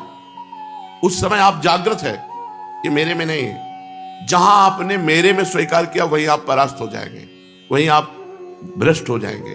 वो विषय, वो घटना, वो परिस्थिति, वो क्रिया आपको भ्रष्ट कर देगी। ज्ञानावस्थित चेतसा, जिसकी बुद्धि में हर समय ज्ञान बना रहता है, मांग मेरे में नहीं, मांग अंतःकरण में है, मन में है। तो उचित मांग हो तो उसको पूर्ण कर दो, अनुचित हो तो बिल्कुल नहीं। तभी साधक हो। उचित अनुचित सब मांगे पूर्ण कर रहे हो तो संसारी हो। जो भोगी पुरुष है, संसारी पुरुष है, वो मन की सब मांगे पूर्ण करने की चेष्टा करता है और सोचता मैं सुखी हूं। लेकिन जो ज्ञानावस्थित चेतसा, जो ज्ञान में जागृत हुआ पुरुष है, वो नहीं। वो जानता है कि मेरे में कोई कभी कामना हो नहीं सकती और शरीर को लेकर कभी कोई निष्काम हो नहीं सकता। शरीर में जब तक हमारी अहम बुद्धि है, तब तक कामनाएं बनी रहेंगी। स्वरूप ज्ञान जागृत होने पर संसार का कोई भी भोग उसे परास्त नहीं कर सकता, क्योंकि क्रिया और पदार्थ ये सब संसार के हैं। क्रिया और पदार्थ का विभाग अलग अलग है, स्वरूप अलग है, क्रियाएं अलग हैं, पदार्थ अलग हैं, वस्तु, व्यक्ति, घटना, परिस्थिति, ये सब माया रचित है। जो किसी भी संग में बंधता नहीं है, वो मुक्त पुरुष है। जो हर समय ये जागृत रखता है अपना ज्ञान, अपने स्वरूप का ज्ञान। जैसे अपने लोगों का स्वरूप है श्री जी की दासी, श्री जी की सहचरी, तो हमारी सारी चेष्टाएं उसी भाव से हो। अगर शरीर संबंधी भोग की आकांक्षा हो रही है तो शरीर की हो रही, तुम्हारी नहीं हो रही। उसमें जांच करो कौन सा भोग श्री जी को समर्पित करके भोगा जा सकता है और कौन सा नहीं। अगर ये विवेक नहीं रखोगे तो 50 वर्ष हो जाएंगे, भगवत आनंद की अनुभूति नहीं होगी। 50 वर्ष हो जाते हैं, ऐसे ही सब ओलू के बैल की तरह ऐसे चलते चले जा रहे हैं और कोई अनुभव नहीं। जो मन में आया सो कर रहे हैं। यज्ञाचरता कर्म समग्रम प्रविलीयते, यज्ञ के लिए कर्म करने वाले मनुष्य के संपूर्ण कर्म नष्ट हो जाते हैं। जो गत संगस्य है, जो मुक्तस्य है, जो ज्ञानावस्थित चेतसा है, उसके द्वारा जितने कर्तव्य शास्त्र सम्मत कर्म होते हैं, वो सब अंतर ध्यान हो जाते हैं। वो ना उसको बांध सकते हैं, ना उसे अगला जन्म दिला सकते हैं। श्री भगवान कह रहे हैं, जो ब्रह्मार्पणम ब्रह्महविर् ब्रह्माग्नौ ब्रह्मणाहुतम ब्रह्मैव तेन गंतव्यम ब्रह्म कर्म समाधिना। हर चेष्टा ब्रह्मार्पणम मस्तु। जहां ब्रह्म लिखा है वहां भगवद अर्पणम मस्तु। कोई भी तुम्हारी क्रिया, कोई भी पदार्थ, कोई भी बिना भगवद अर्पण किए हुए प्रयोग नहीं करना चाहिए। चाहे वस्त्र हो, अमनिया, कुछ भी नहीं। ब्रह्मार्पणम अपने हमें से भक्ति भाव के अंतर्गत ला के कहते हैं, जो अर्पण किया हुआ पदार्थ पाता है उसकी बुद्धि पवित्र रहती है। और जो अनर्पित पदार्थ पाता है, मिला बस खा लिया, आया बस पहन लिया, नहीं, पहले प्रभु को अर्पित करो। पहले प्रभु को अर्पित करके जब आप उसका प्रयोग करेंगे तो ब्रह्मार्पणम है, वो तुम्हारी बुद्धि को परम पवित्र रखेगा। जितने भी तिल, जौ, घी आदि जो भी पदार्थ हैं वो सब ब्रह्म स्वरूप है। जब प्रसाद पाओ तो भगवत स्वरूप मान करके, जो भी है सब भगवत स्वरूप, तो आपकी बुद्धि पवित्र रहेगी। कर्ता भी भगवत स्वरूप, क्रिया भी भगवत स्वरूप, पदार्थ भी भगवत स्वरूप, तो सब स्वयं ब्रह्म रूप हो जाता है, स्वयं भगवत स्वरूप हो जाता है। श्री भगवान कहते हैं, जब तक उपासक, देखो एक बड़ा सुंदर चरित्र अपने क्रम में है। जवान शरीर है, समीप पे वैश्या है, भोग की अवस्था है, एकांत समय है, उनका मन नहीं दिखता। शरीर में कोड़े मारे जाते हैं, भगवान नाम से विमुख करने की बात कही जाती है, उनका मन नहीं दिखता। जब तक हम समस्त आसक्तियों का त्याग कराने वाले भगवान नाम में प्रीति नहीं करते, तब तक सुन भले लो ये स्थिति, हृदय में वो स्थिति आने वाली नहीं है। हृदय में स्थिति तभी आती है जो हमारे अंदर भजन होता है। आप थोड़ा सुनो और डट के भजन करो, देखो आप में स्थिति आ जाएगी। आप बहुत सुनो, नानात्मा प्रवचने न लभ्या न मेधया न बहुना श्रुतेन, बहुत सुनने वाले को भी आत्मज्ञान प्राप्त नहीं होता, बहुत प्रवचन करने वाले को भी आत्मज्ञान प्राप्त नहीं होता। जो इसको वर्ण कर लेता है उसको प्राप्त होता है। वर्ण करने का मतलब डट के भजन करो, किसी से संबंध मत रखो, जो पदार्थ मिले शरीर उपयोगी वो भगवान को अर्पित करके बस चुपचाप ले लो, और इंद्रियों के भोग विलास से बचो। ये बहुत प्रपंच है, पूरे जीवन को नष्ट कर देता है, पूरे जीवन को नष्ट कर। ये 6 विकार, काम, क्रोध, लोभ, मोह, मद, मत्सर, ये क्रम बाई क्रम आते रहते हैं। कभी नाराजगी आ गई तो क्रोध अपहरण कर ले गया, भजन का फल। कभी काम आ गया तो भजन का फल। कभी परिवार से मोह हो गया, कभी अहंकार हो गया, कभी लोभ हो गया, कभी ईर्ष्या, यही सब हमारे भजन को ढके रहते हैं। डट के भजन करो तब बात बनेगी। परम पावन चरित्र श्री ठाकुर हरिदास जी महाराज का, वो यद्यपि यवन कुल में प्रकट हुए हैं, पर श्रीमद् भागवत में कहा गया, अहोबत सुपचतो गरीयान यज्जिभ्यागे वर्तते नाम तुभ्यम ते पुस्तपस्ते जुहुः सस्नुरार्या ब्रह्मानुचुर नाम गृणन्ति एते। आहा, माता देवहूति जी भगवान कपिल देव जी से कहते हैं, अहोबत स्वपचतो गरीयान, वो स्वपच, वो चांडाल भी, गरीयान माने श्रेष्ठ है, जिसकी जिह्वा पर आपका नाम विराजमान है। तेपुस तपस्ते, उसने सारी तपस्या कर ली, शास्त्र स्वाध्याय कर लिया, सब तीर्थ याटन कर लिया, सब कुछ कर लिया, विधिवत हवन पूजन साधन सब हो गया। जिसकी जिह्वा के अग्रभाग पर आपका नाम विराजमान है, वो चांडाल भी सर्वश्रेष्ठ परम पूजनीय वंदनीय है। जिनकी तनिक सी कृपा की कोर के ही कारण ये नाम रूपात्मक संपूर्ण संसार स्थित है, जिनके भ्रूभंग मात्र से त्रिगुणात्मिका प्रकृति अपना सभी कार्य करती है और बंद कर देती है। भ्रकुटी विलास सृष्टि लय हुई। उन अखिल कोटि ब्रह्मांड नायक भगवान के नाम का महात्म का वर्णन बेचारी अपूर्ण भाषा कर ही क्या सकती है। हरिनाम स्मरण से क्या नहीं हो सकता। देखो, भगवान का भजन करना है, पर गत संगस्य, किसी का संग मत करो। मुक्तस्य, हर व्यक्ति वस्तु पदार्थ घटना परिस्थिति से बिल्कुल अलग रहो। ज्ञानावस्थित चेतसा, हर समय चेतना जागृत करते रहो। मैं भगवत स्वरूप हूं, मैं श्री जी की सहचरी हूं, मैं दास हूं, मैं सखा हूं। जो भगवान ने आपको गुरुदेव के द्वारा भाव दिलाया है, उसी भाव से जागृत रहो। हर समय जो भी आप प्रयोग करो, ब्रह्मार्पणम भगवद अर्पण करके, तब नाम का रंग, नाम भी जप रहे हो, मनमानी आचरण भी कर रहे हो, इसीलिए उसका रंग नहीं चढ़ रहा। भगवान नाम जप से कौन सा कार्य सिद्ध नहीं हो सकता। जिसकी जिह्वा को सुमधुर श्री हरि के नाम रूपी रस का चस्का लग गया है, उसके लिए फिर संसार में कोई प्राप्य वस्तु ही क्या है। यज्ञ, योग, जप, तप, ध्यान, पूजा, निष्ठा, समाधि, सभी का फल भगवान नाम में प्रीति होना है। भगवान नाम में प्रीति हो गई तो आपने यज्ञ कर लिया, जप कर लिया, तप कर लिया, ध्यान कर लिया, पूजा, निष्ठा, योग, समाधि, सबका फल मिल गया आपको। और भगवान नाम जप में प्रीति नहीं हुई तो सब आपका निरर्थक गया। यदि इन कर्मों के करने से भगवान नाम में प्रीति नहीं हुई तो इन कर्मों को व्यर्थ ही समझना चाहिए। इन सभी क्रियाओं का अंतिम और सर्वश्रेष्ठ फल यही है कि भगवान के नाम जप करने में निष्ठा हो जाए। हर समय जिह्वा रसमयी होती हुई बस नाम चल रहा है। जब नाम की ध्वनि चलती है ना तो कुछ सुहाई नहीं देता। जब नाम का नशा चढ़ता है तो बहुत बड़ी सामर्थ्य आ जाती है। बस नाम कैसे बन करके जपना, यह बात ध्यान रखना है। हर परिस्थिति में राजी रहना है, कोई आसक्ति नहीं, कोई चाह नहीं। जो चाहो भगवान के चरणों में अर्पित कर दो। असंग रहो, किसी का संग मत करो, तभी नाम का रंग आएगा। किसी का संग करोगे तो उसका प्रभाव आपके नाम जपने की रुचि पर पड़ जाएगा और नाम छूटने लगेगा, नाम में आपका भाव नहीं बनेगा। समस्त सर्वश्रेष्ठ फल है साधनों का नाम में प्रीति हो जाना। भगवान नाम ही साध्य है और सभी कर्म साधन मात्र हैं। नाम जप में देश, काल, पात्र, जाति, वर्ण इसका नहीं, किस जाति का, किस वर्ण का, किस समय, किस कोई पात्र है कि नहीं, ये सबका अधिकार है भगवान नाम जप करने में। पवित्र अपवित्र इनका भी व्यवहार नहीं। अपवित्र पवित्रो वा सर्वावस्थांगतोपि वा या स्मरेत पुंडरीकाक्षम सवायाभ्यांतरा शुचि। वो भीतर और बाहर से पवित्र है। जो भगवान नाम जप कर रहा है उसमें पवित्रता का भी विधान नहीं।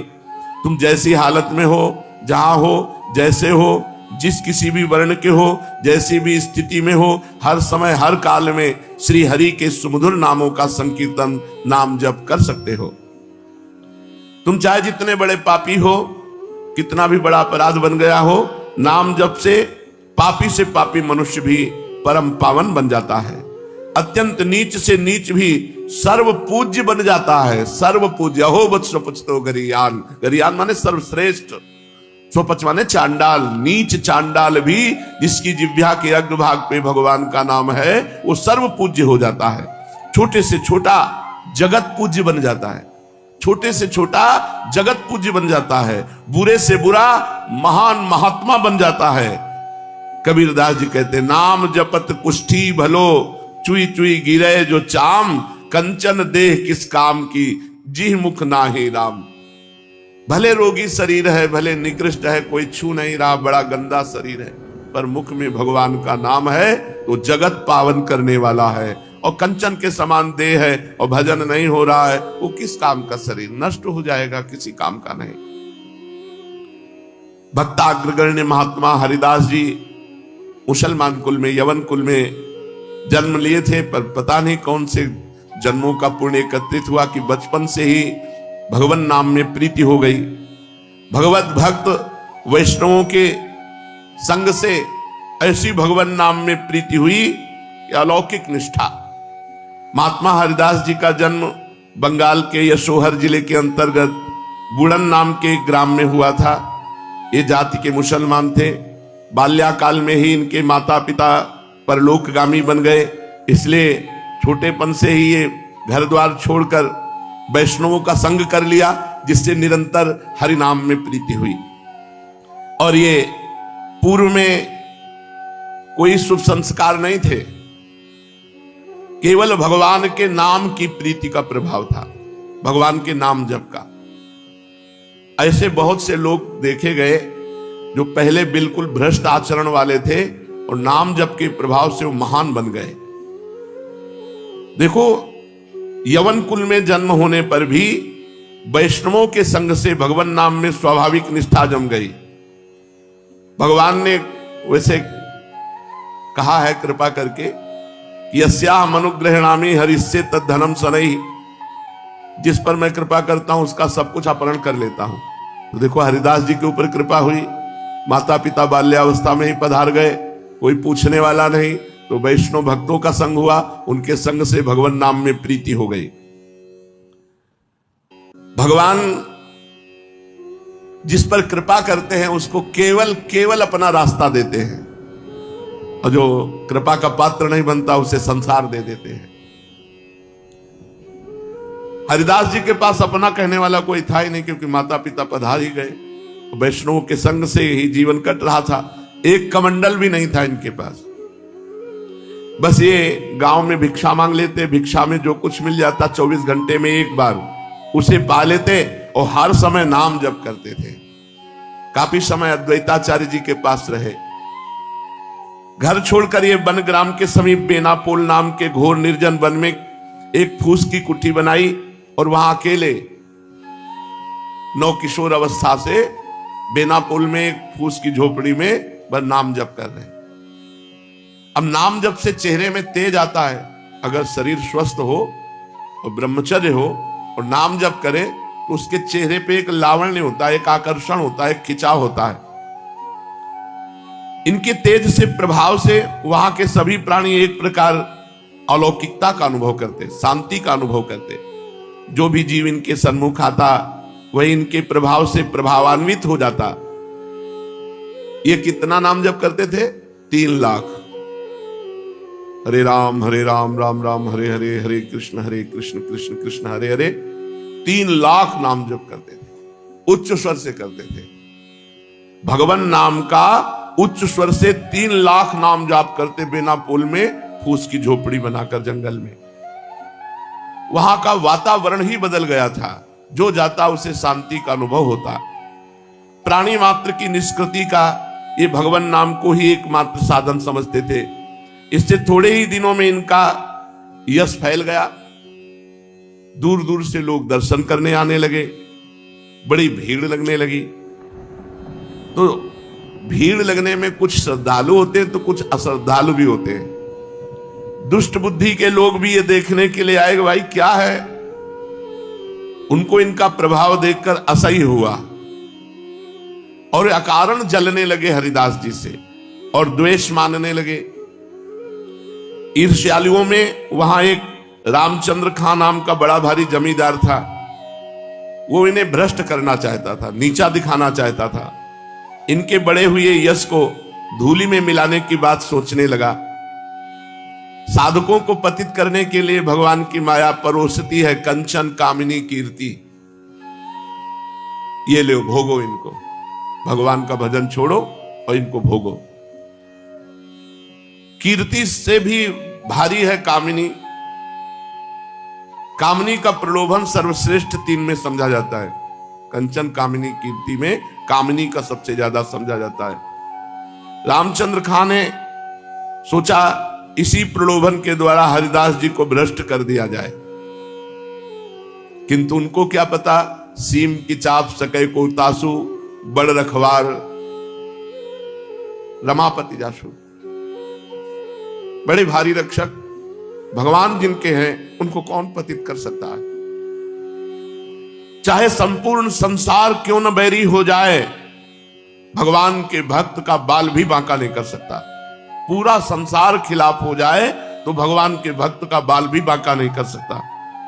किंतु नीच पुरुष अपनी नीचता से बाज थोड़े ही आते हैं। उनको तो यही लगता है मैं अपनी नीचता से इनको नीचा दिखा दूंगा। रामचंद्र खां ने 16 वर्ष की वैश्या को पैसे से प्रलोभित किया और कहा अगर हरिदास जी का तुम ये जो भजन भाव है ये रोकवा दोगी, भंग कर दोगी, उन्हें भ्रष्ट कर दोगी तो जितना रुपया कहोगे उतना देंगे।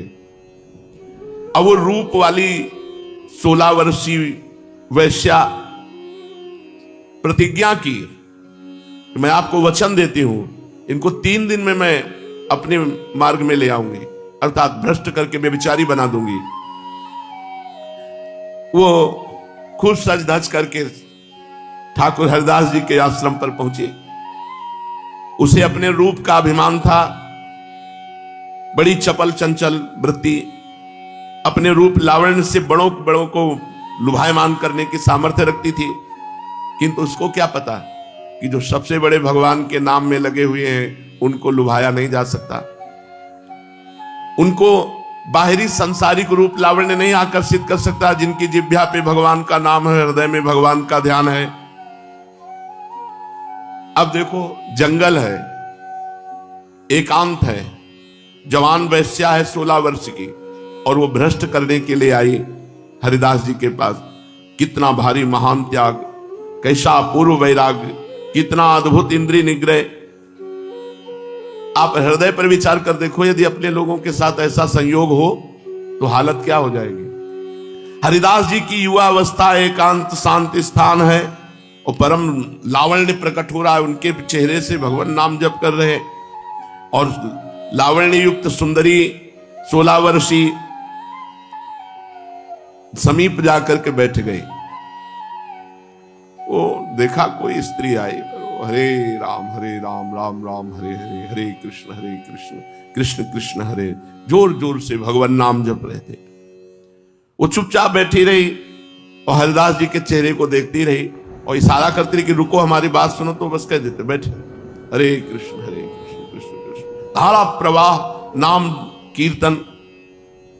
दिन बीता, शाम हुई, रात्रि भर बैठी रही, कोई बातचीत नहीं। कितनी बड़ी हिम्मत! ये केवल बातें मारने से नहीं होता है, हिम्मत की बात होती है। अपने अपनी छाती में हाथ रख करके देख लो कि क्या हो परिस्थिति, जरा अनुमान करो। जंगल है, रात्रि है, एकांत है, नवीन युवती है और भोग के लिए आई है, और ऐसे महापुरुष नाम कीर्तन नहीं छोड़। बलिहारी है, कोटि कोटि प्रणाम है। ऐसे महापुरुषों का यश सुनकर के ही अपने लोगों में कुछ हिम्मत आ सकती है, नहीं तो भगवती माया बहुत प्रबल है। रात बीती, प्रातः काल हुआ, फिर वो खा पी के श्रृंगार करके फिर बैठी।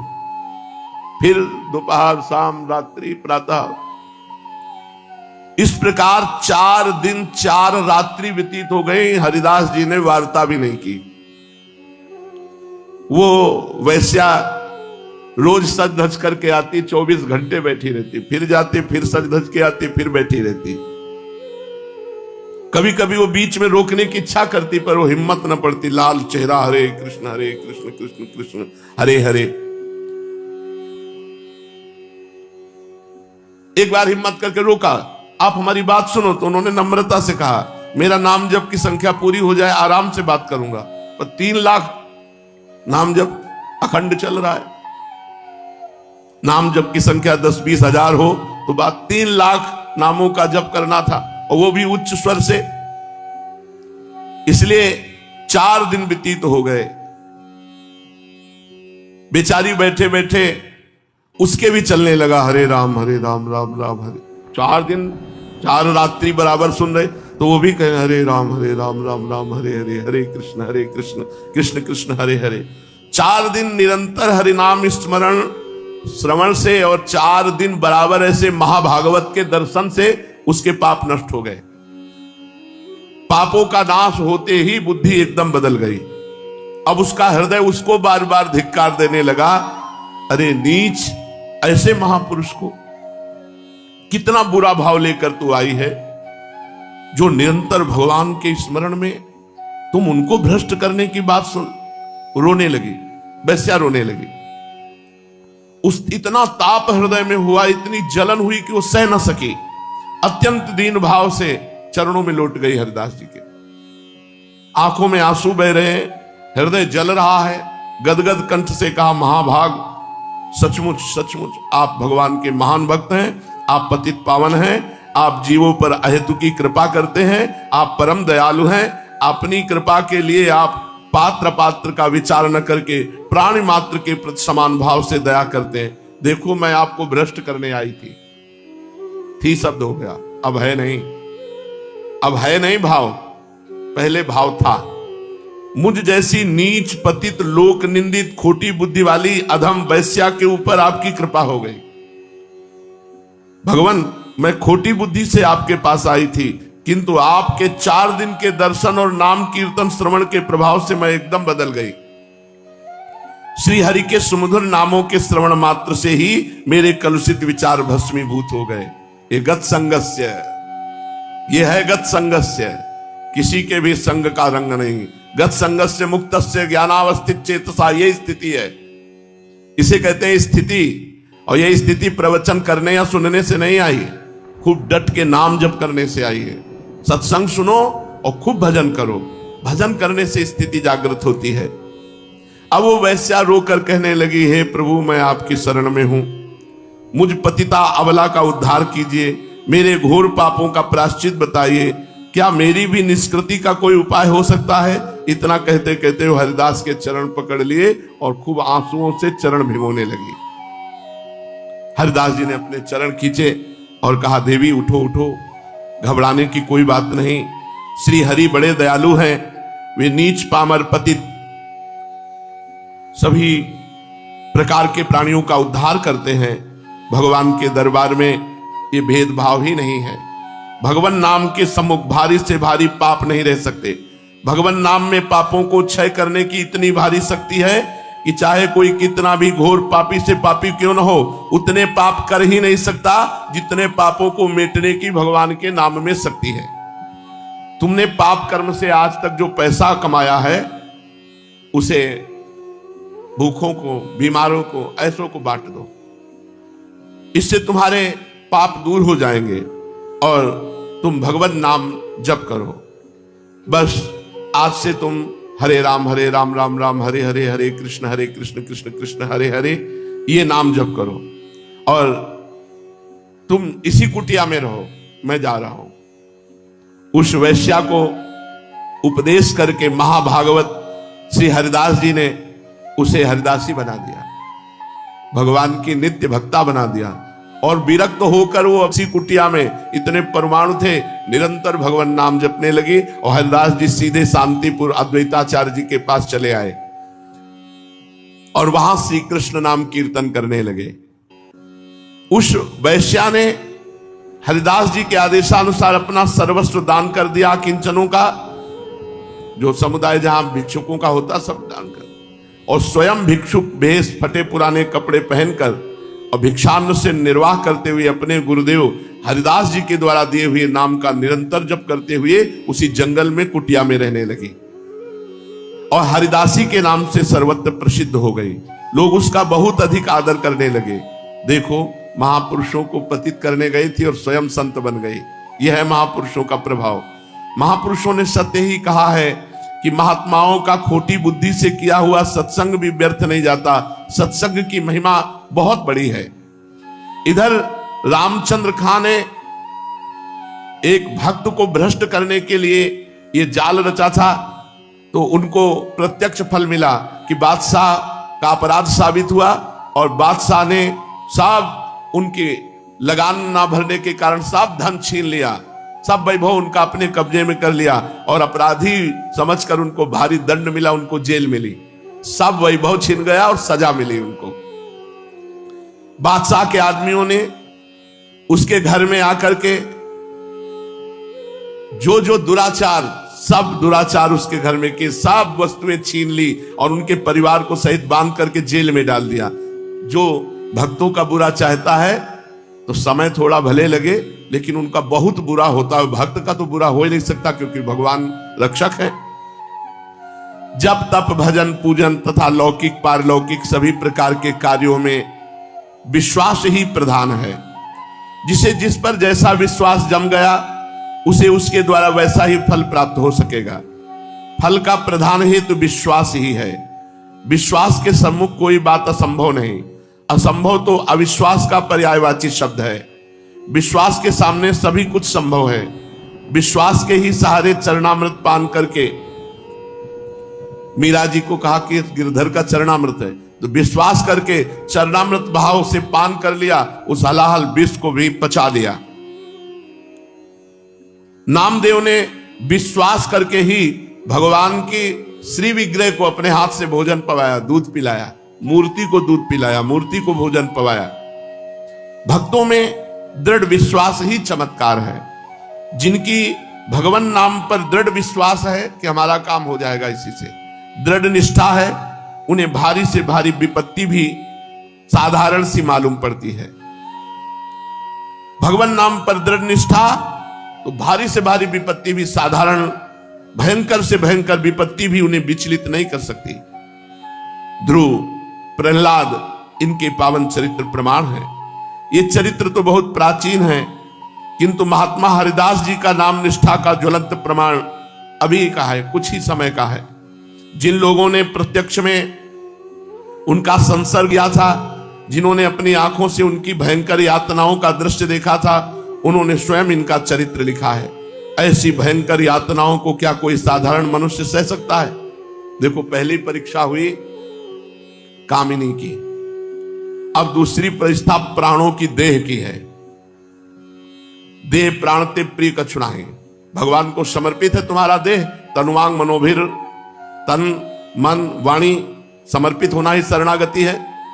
अपने निश्चय पर अटल खड़ा रह सके, ये केवल भगवान के भक्त की ही महिमा है। जब तक हृदय में दृढ़ विश्वास जन्य भारी बल ना हो, तब तक ऐसी दृढ़ता संभव हो ही नहीं सकती। कृपालु श्री जी हैं तो उनकी कृपा से चल रहे हैं। नहीं, अगर परीक्षा होने लगे तो सब, अगर माइनस में भले नंबर आ जाए, मतलब प्लस में तो आ ही नहीं सकते हैं कि भाई इतने नंबर आ गए, जीरो के बाद माइनस में चले कि हाँ इतने माइनस में हैं, वो हो सकते हैं अपने लोग। ऐसी परीक्षा, अरे भगवान ने बचावे। भगवान की अगर सामर्थ्य ना हृदय में जागृत होती तो ये स्थिति हो ही नहीं सकती, हो ही नहीं सकती। अब अगली और परीक्षा, देह प्राण वाली परीक्षा। बेनापोल की निर्जन कुटिया में वैश्या का उद्धार करके उसे अपनी कुटिया में रखकर महात्मा हरिदास जी शांतिपुर आकर अद्वैताचार्य जी के सत्संग में रहने लगे। शांतिपुर के समीप ही फुलिया नाम के ग्राम में एकांत समझकर उन्होंने एक छोटी सी कुटिया बना ली, झोपड़ी, और उसी में भगवान नाम आहरनिश कीर्तन करते हुए निवास करने लगे। उस समय संपूर्ण देश में मुसलमानों का प्राबल्य था। स्थान स्थान पर इस्लाम धर्म के प्रचार के निमित्त काजी नियुक्त थे। वे जिसे भी इस्लाम धर्म के प्रचार में विघ्न समझते, उसे ही बादशाह से भारी दंड दिलाते, जिससे फिर किसी दूसरे को इस्लाम धर्म के प्रचार में रोड़ा अटकाने का साहस न हो सके। शासन सत्ता पर पूरा प्रभाव होने के कारण काजी उस समय के बादशाह ही समझे जाते थे। फुलिया के आसपास में गोराई नाम का एक काजी इसी काम के लिए नियुक्त था। जब उसने हरिदास जी के यहाँ भीड़ जाना, फुलिया में जो झोपड़ी बनाकर भजन करते थे, फिर वहां शुरू हो गया लोगों का आना जाना, भीड़, यश, कीर्ति, प्रभाव। इतना प्रभाव देखा तो जल गया, ईर्ष्या का ठिकाना ना रहा। और जब ये सुना कि इनका जन्म मुसलमान के घर में हुआ था और हिंदू के भगवान का नाम जप करते हैं, तब तो और जल गया। इसलिए इसे बादशाह से सजा दिलानी चाहिए, ये सोचकर गोराई काजी इनके विरुद्ध राज दरबार में अभियोग चलाया। तुरंत राज आज्ञा हुई, हरिदास जी को गिरफ्तार करके लाओ। हरिदास जी गिरफ्तार करके मुलुकपति के यहां पेश किए गए। मुलुकपति नवीन अवस्था, अद्भुत तेज, गंभीरता, शांति, ये देख करके एक बार तो हतप्रभ हो गया, चकित हो गया। बैठने के लिए आसन दिया, विराजो। हरिदास जी के बैठ जाने पर मुलुकपति ने दया का भाव दर्शाते हुए कहा, बड़ी दया आ रही तुम्हें देखकर, इसलिए हम तुम्हें दंड नहीं देना चाहते। अब अपने पाप का प्रायश्चित करो, मालिक तुम्हारे सारे अपराध क्षमा कर देंगे और तुम्हें मुक्ति भी मिलेगी। मुलुकपति की ऐसी बात सुनकर हरिदास जी ने कहा, महाशय आपने जो भी कुछ कहा अपने विश्वास के अनुसार ठीक ही कहा। हर एक मनुष्य का विश्वास अलग अलग तरह का होता है। जिससे जिस तरह का दृढ़ विश्वास होता है उसको उसी प्रकार का फल मिलता है। ये दूसरों को धमकाने से अथवा लोभ से जो अपने स्वाभाविक विश्वास को छोड़ देते हुए डरपोक होते हैं, ऐसे पुरुषों को कभी परमात्मा की प्राप्ति नहीं होती, जो धमकाने से या प्रलोभन से अपने निष्ठा को छोड़ दे। आपने अपने विश्वास के अनुसार ठीक कहा, किंतु मैं दंड के भय से अब हरिनाम नहीं छोड़ सकता। इतनी बड़ी हिम्मत की बादशाह के सामने, मुझे पुण्य हो या पाप हो, बंधन हो या मोक्ष हो, इसकी कोई परवाह नहीं। मैं अगर नरक का भागी बनूंगा तो भी मुझे स्वीकार है। मैं भगवान नाम नहीं छोड़ सकता, मेरी निष्ठा है, फिर चाहे इसके लिए मुझे प्राण क्यों न देना पड़े, बलिहार है। अरे सुन रहे हो, केवल बादशाह के सामने जबान नहीं खुल सकती। जो दंड देने पर उद्यत है, ऐसे परिकर के सामने जबान नहीं खुल सकती, और सिंह की तरह दहाड़ रहा है भक्त। इनकी युक्ति युक्त बातें सुनकर मुलकपति का हृदय पसीज उठा और बड़ी मीठी वाणी में कहा, तुम्हारी बातें मेरी भी समझ में कुछ कुछ आती हैं, किंतु ये बातें तो हिंदुओं के लिए ठीक हो सकती, तुम तो मुसलमान हो, हरिदास जी ने कहा महाशय आपका ये कहना ठीक है, किंतु विश्वास तो अपने अधीन की बात नहीं है। जैसे पूर्व के संस्कार होंगे वैसा ही विश्वास होगा। मेरा भगवान नाम पर विश्वास है। महाशय, कोई हिंदू यदि अपना विश्वास छोड़कर मुसलमान हो जाता है तो क्या आप उसे दंड देंगे? क्या वो दंड का अधिकारी है? क्या आप उसे मजबूर करेंगे कि वो हिंदू बना रहे? और उस समय जबरदस्ती हिंदुओं को मुसलमान बनाया जा रहा था। महाशय, जब हिंदुओं को अपना धर्म छोड़कर मुसलमान होने में आप स्वतंत्रता दिए हैं, तो मैं उनके ठाकुर का नाम जप करता हूं, तो इसके लिए मुझे क्यों दंड दिया जाएगा? इनकी बात सुन करके बादशाह चुप हो गया। गुराई काजी ने देखा यहां तो मामला बिल्कुल उल्टा हो गया। उन्होंने जोरों के साथ कहा, हम सब बातें नहीं सुनना चाहते। मुलुकपति बेचारा मजबूर था। इस्लाम धर्म के विरुद्ध वो भी कुछ नहीं कह सकता था। काजियों के विरुद्ध न्याय करने की उसकी हिम्मत नहीं थी। उसने भी गुराई काजी की बात का समर्थन करते हुए कहा, हाँ ठीक, बताओ। हरिदास जी ने निर्भीक भाव से कहा, महाशय मैं एक बार कहता हूं, जो कहता हूं एक बार कहता हूं, उसे सुन लो। भारी से भारी दंड भी मुझे विश्वास से विचलित नहीं कर सकता। मैं भगवान नाम नहीं छोड़ सकता। जय हो नाम प्रेमी महाभागवत की जय हो। चाहे आप मेरी देह के अभी टुकड़े टुकड़े करवा दें और फेंकवा दें, मुझे इसकी कोई परवाह नहीं। मैं हरि नाम नहीं छोड़ सकता। आप जैसा चाहें वैसा मुझे दंड दें। हरिदास जी के ऐसे निर्भीक उत्तर को सुनकर बादशाह किंग कर्तव्य विमूढ़ हो गया। वो कुछ सोच ही नहीं सका कि हरिदास जी को क्या दंड दे। वो जिज्ञासा के भाव से गुराई काजी के मुख की ओर देखने लगा। मुलुकपति के भाव को समझकर गुराई काजी ने कहा, हुजूर जरूर दंड देना चाहिए। यदि इसे दंड नहीं दे दिया गया तो धर्म की बड़ी हानि हो जाएगी, फिर इस्लाम धर्म का अस्तित्व तो नहीं रहेगा। मुलुकपति ने कहा, मुझे तो कुछ सूझ नहीं रहा, तुम ही बताओ इसे क्या दंड दिया जाए। गुराई काजी ने जोर देते हुए कहा, हुजूर ये पहला मामला है कि कोई मुसलमान हिंदू धर्म को स्वीकार करता है। इसे ऐसा दंड देना चाहिए कि सबके कान खड़े हो जाएं। आगे किसी को ऐसा काम करने की हिम्मत न पड़े। इनकी पीठ पर बेत मारते मारते 22 बाजारों में होकर के घुमाया जाए और बेत मार मार करके इनकी जान ले ली जाए, तभी सब लोगों को ऐसा करने की हिम्मत नहीं होगी। मुलुकपति ने आज्ञा लिख दी, 22 बाजारों में मार बेतो जान से मार डाला जाए।